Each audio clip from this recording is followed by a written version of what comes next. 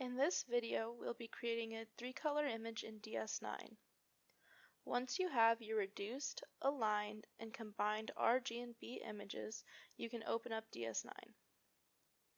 Within DS9, you want to select Frame, New Frame RGB. From here, make sure you have red selected and then go to File, Open, and open up your red image. You can use the right click on your mouse to change the bias value of the image and control what it looks like. I like to do this first to get my image to a place where I can see what's going on. Additionally, you're going to want to make sure that you select scale and change the scale to log to again get a better view of your image. You can try other scaling methods, but I prefer log. Once you've done this, you will then switch to selecting green and then open your green image the same way you opened your red image. Again, you can use right click to move around the bias so you can see your image better. Once you're satisfied with green, go ahead and select blue and open up your blue image.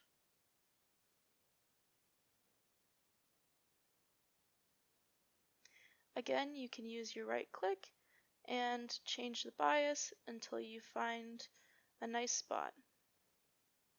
This can be tricky in certain filters because sometimes it's really hard to see your image depending on what wavelengths your object gives off.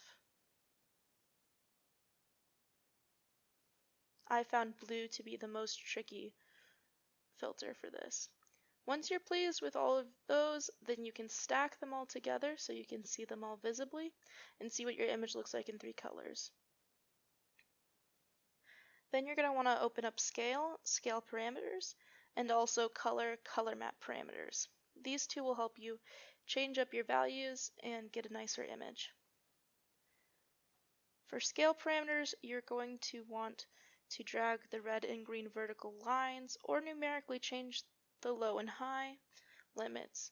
This tells the program what value of wavelengths to allow into the picture.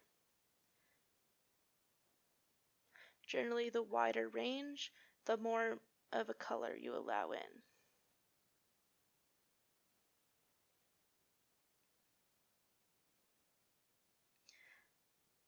Other things you can modify are the contrast and bias in the color parameters. And all of these settings you just have to mess around with until you find what looks best in the color for your image. It'll be different every time. I like to go through and do this for all the individual colors first. I do this until I find an image I'm happy with for that color.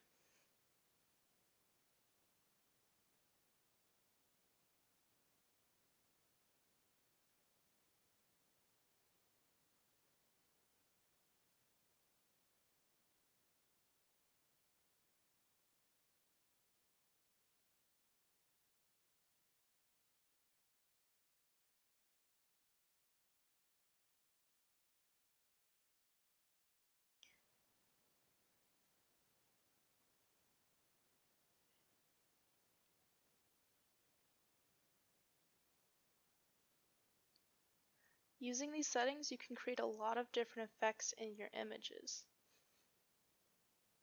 The possibilities are limitless.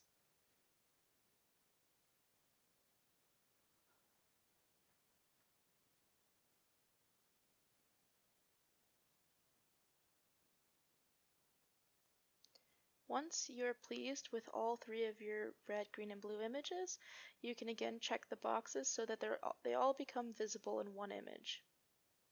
Now you can see what your final image will be looking like. You can still edit individual colors while looking at the entire image as a whole. I like to do this towards the end.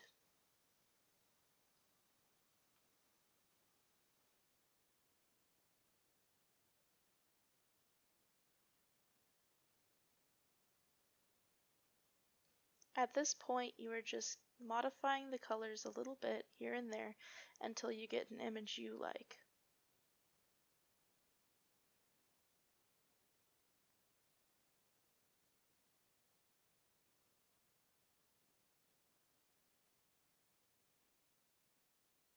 And there you have it, a complete 3-color image.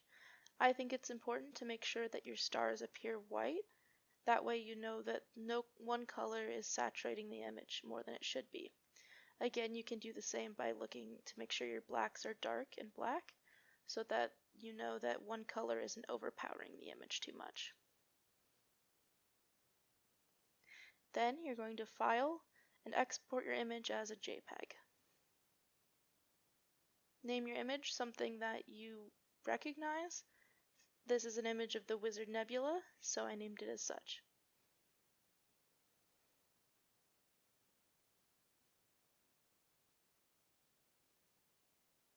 And there you have it. Now you have a 3-color image.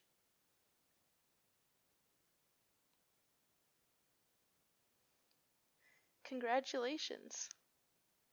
Your work has paid off and you have a beautiful picture.